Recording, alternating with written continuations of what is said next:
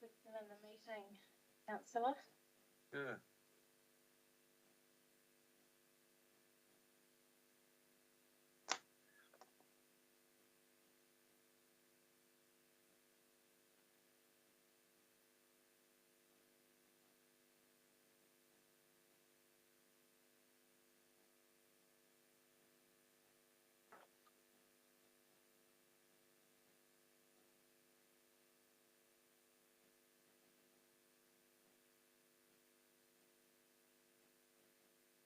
Oh, Billy, when you went overseas, did you have to have a RATS test before you left? No, we had to have a PCR test. We're live, you guys. Where'd you do that? Sorry? Where did you do that? Grey Street. Yeah, Miriam's off to the Philippines next month.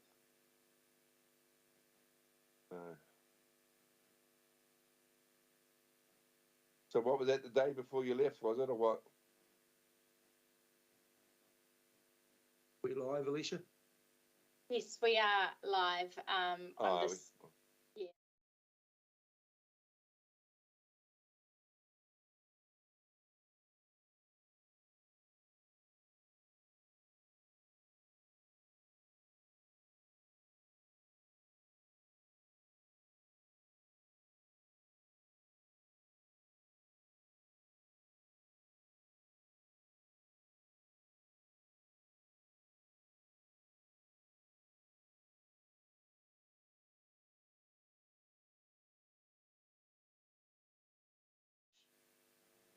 Thank you, Sarah, as well. You are keeping us professional, much appreciated. Right, so we are on to item 10, which is our draft Trade Waste Bylaw 2022, deliberations and adoption. We have got Julie McDonald, our Strategy and Policy Manager, to present the report. We will take it as read, Julie, but are there any additional comments that you want to make to that? Kia koutou, councillors. No, happy to take it as read. Peter Bridge, who completed the review, is on hand, as is Sarah Sinclair. As I understand, other staff are unavailable today, but we're happy to answer any questions. Thank you, Julie. Councillors, are there any questions?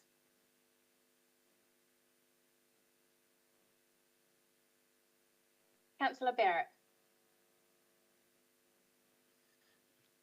Thank you, Madam Chair. Just wanted to briefly ask around our strategic direction around achieving water conservation outcomes in the city, and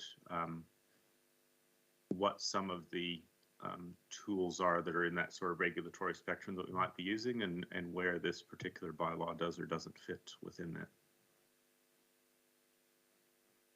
I can begin by just saying in context that I guess that's not a primary purpose of this bylaw, but I'll hand over to Peter, I think, to give a little bit more context as to where the bylaw fits into the rest of the regulatory framework under the water plan. Thanks, Julie. Yeah, so we do have a water conservation management plan, which does sit within our strategic direction. I won't confess to being an expert on that plan. It's part of a broader set of documents under our waters plan. In terms of the relationship of that plan to our bylaws and our regulatory framework, the primary delivery of that is through the water supply bylaw. So water supply is a near universal element of our infrastructure delivery throughout the city. And water conservation is about, at its heart, trying to ensure that the most efficient use of that resource is achieved. And we give effect to that through our water supply. Our current water supply bylaw has demand management provisions contained within it. I believe that the new draft water supply bylaw is looking to extend that and provide more comprehensive protocols around how we drive water conservation. In terms of the relationship of water conservation, therefore, to things such as wastewater and trade waste, which is a subset of wastewater, is primarily as an output. So if we can achieve good outcomes from water conservation through our water supply bylaw and any other tools that we use to achieve that, then that has a flow on, if you forgive the pun, to wastewater. The less water that goes in, the less water that comes out, and the less impact there is for our wastewater plant. So in terms of this bylaw, water conservation is important, but as Julie said, it's not probably the primary focus of this bylaw, but more an expected outcome if we have good water conservation measures. Thank you, Peter. That's helpful. A further question just around the bylaws. Do we yet know, in terms of Three Waters reform, what, if any, role from a bylaws perspective a local authority would have? That's a really good question. We haven't been given any clear direction on that, but a fairly good guess is that if the responsibility for the delivery of those services is transferred to a new entity, it would be probably very inefficient to have different local authorities regulating that in different ways. So I think it's a fair assumption that there will probably be some kind of transition of the regulatory arrangements to the entity, but we don't know when or what shape that will take. Thank you. And finally, Madam Chair, just to ask one further question. There's been an extension of purpose to ensure an equitable approach. I would just like to understand what mechanism we might then be using to determine what is and isn't equitable. And I suppose the context around that is it seems we've added that purpose but haven't really changed our approach broadly. Yeah, that's a really good question. So this was the point raised by one of the submitters. And the reason why I felt it appropriate to add that into the bylaw is that you're right, it doesn't change. It's not accompanied by any further changes in the bylaw because it's reflecting the kind of part of why we have trade waste consent. So the purpose of the trade waste consent is to ensure that the cost of treating wastewater, which can be exacerbated by the more complex characteristics of trade waste, are met by the exacerbator. So recognising that in the purpose statement, we're saying the purpose of this bylaw, amongst other things, is to ensure that those costs are shared equitably. So trade waste discharges pay proportionally for the waste that they are discharging. The other part of the wastewater equation is through the wastewater bylaw, and this is primarily domestic wastewater premises. They pay a fixed charge, and recognising that in the purpose of this bylaw is saying that we acknowledge that there are different parts of this equation. How that's actually delivered is through the setting of those rates, the trade waste rates, as well as the fixed rate that is paid by household premises. Thank you, Peter. So if we were to want to validate the community views on equitability or otherwise, are there mechanisms in place already that will allow that to be verified through community input? I think that the main mechanism will be through the rating systems. So when we go through either an annual budget or a 10-year plan, there is the opportunity to revise those amounts. And it may be that if we believe that the equity isn't correctly reflected in those rates, then council has the ability to set those charges differently. I think I can't speak in detail to this, but having discussions with Jacques Meek, who's the activity manager here, where we have things at the moment is close, but obviously there's always opportunities to revise those through those budget setting processes. Thank you, Peter. Do appreciate those comprehensive answers, Madam Chair.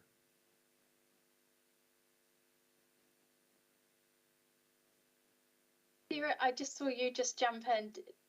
into my screen. I'm just wondering were you wanting to add something to that, or were you just Only coming to pass to on join the us? apologies of many of my team who are off sick today.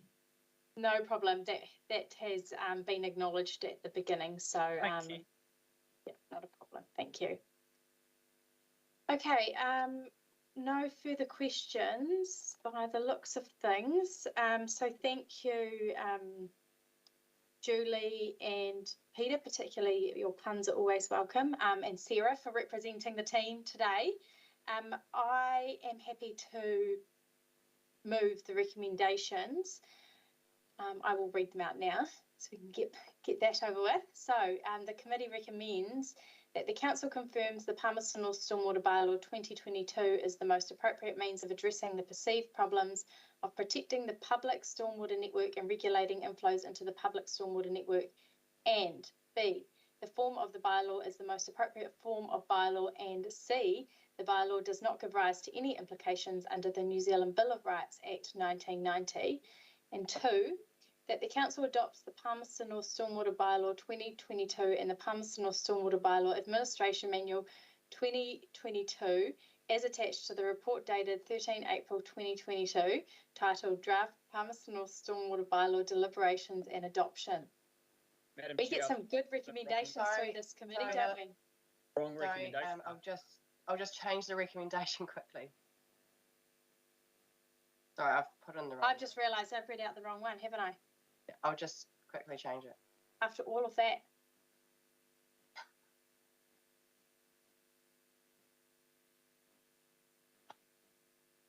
One of these days we are going to get some really short, concise, straightforward recommendations to plan It was good reading though, Deputy Mayor. Thank you. Shall I read it from the paper? It hasn't changed from the paper, has it?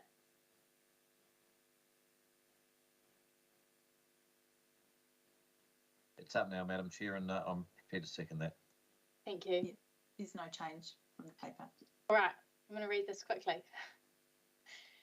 So the actual recommendations that we are looking at in front of us are: the committee recommends that 1, that the council confirms that A, the Palmerston North Trade Waste Bylaw 2022 is the most appropriate means of addressing the perceived problems of regulating the quality and rate of trade waste discharges, and B, the form of the bylaw is the most appropriate form of bylaw, and C, the bylaw does not give rise to any implications under the New Zealand Bill of Rights Act 1990, and 2, that the council adopt the Palmerston North Trade Waste Bylaw 2022 and Palmerston North Trade Waste Bylaw 2022 Administration Manual as shown in attachments 1 and 2. I will open up. Will anyone like to make a comment on this?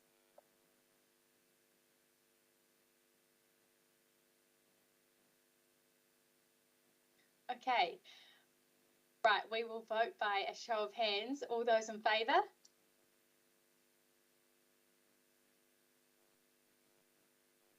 Any opposed?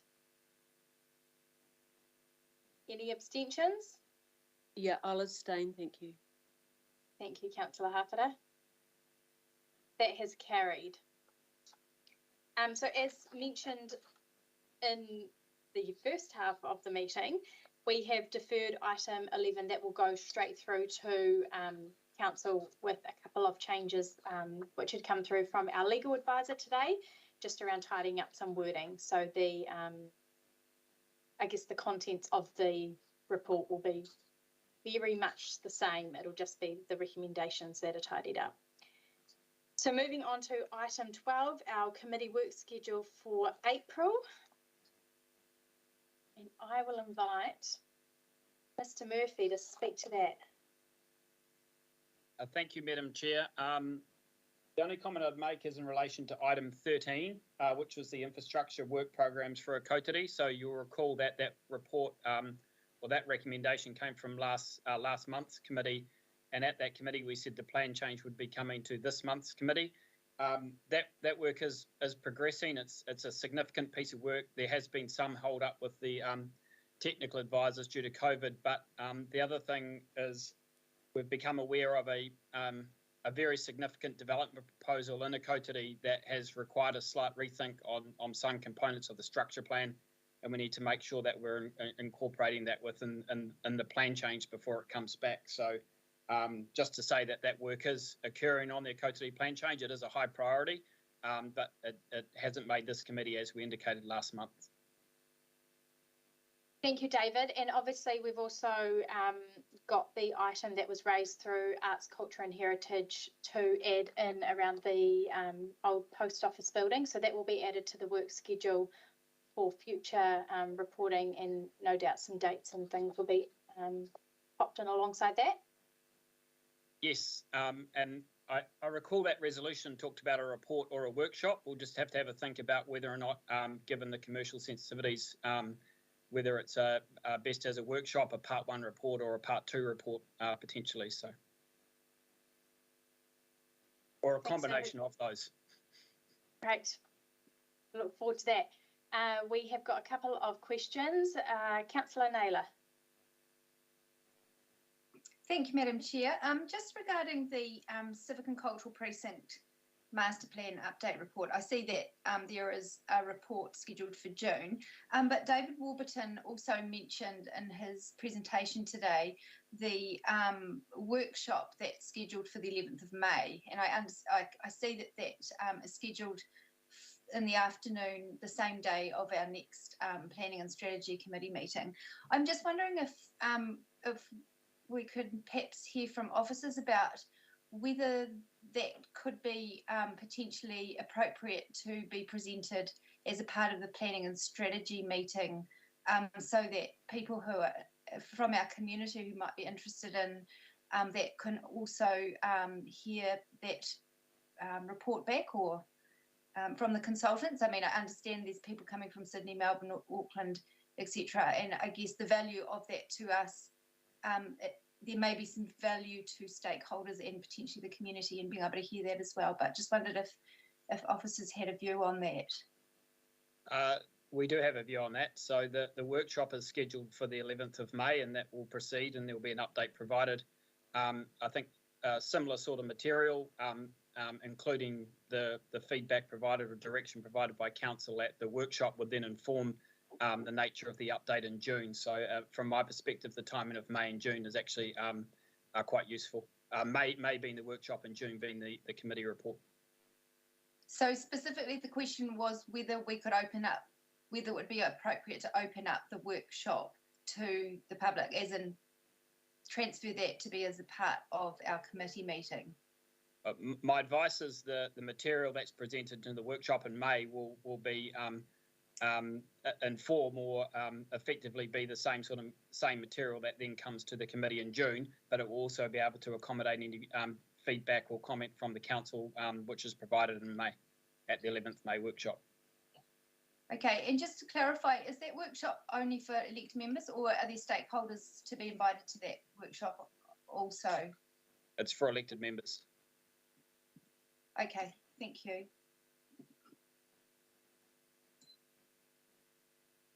Hancock. Yeah, thanks, Madam Chair. Just a question for David, just in terms of item 4, the update on engineering and legal solutions for street racing. Can I just confirm that this is actually on track for the May meeting? Well, I know Sarah's team has been impacted heavily with illness in the last few weeks, particularly her transport team. And in terms of the legal solutions, we are in the process of getting a more formal legal opinion. As you recall, the last report talked about the legal advice. So we are in the process of getting a more formal legal opinion on the, particularly that street closure issue, which was discussed last committee. So that component of the report is on schedule. Julie may want to. You happy with that answer, Julie? Yeah, I think Sarah's got a hand up. Oh, yes. Not about that, but just to say that the order, I was just about to send an email around to elected members just to say that the order for speed bumps on Valor Drive is out with Fulton Hogan. We don't think they're going to be able to do it before Easter, but the order is out with them now. Having just as an update for everyone. So if I could just follow on from what David was saying, our intention is to roll all the things together and bring back as much as we can, certainly with the legal advice and then information about gates various mechanisms for closing roads will come back as well as best we can. Great, thanks, Madam Chair. That's very comprehensive.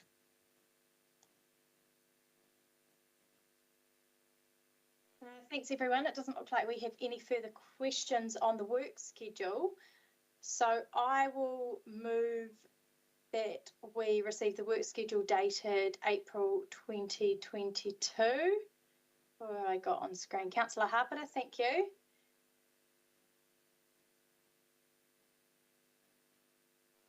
And we'll just jump back. Perfect. Is there any comment on the work schedule? Great. I will invite you to vote. We will vote by a show of hands. All those in favour? Any opposed? Abstentions? Great. That has carried. So that concludes our business today. Nō reira, na mihi nui kia koutou, ina mana, ina reo, tēnā koutou, tēnā koutou, tēnā koutou katoa. Thanks, everyone. Have a good afternoon/evening.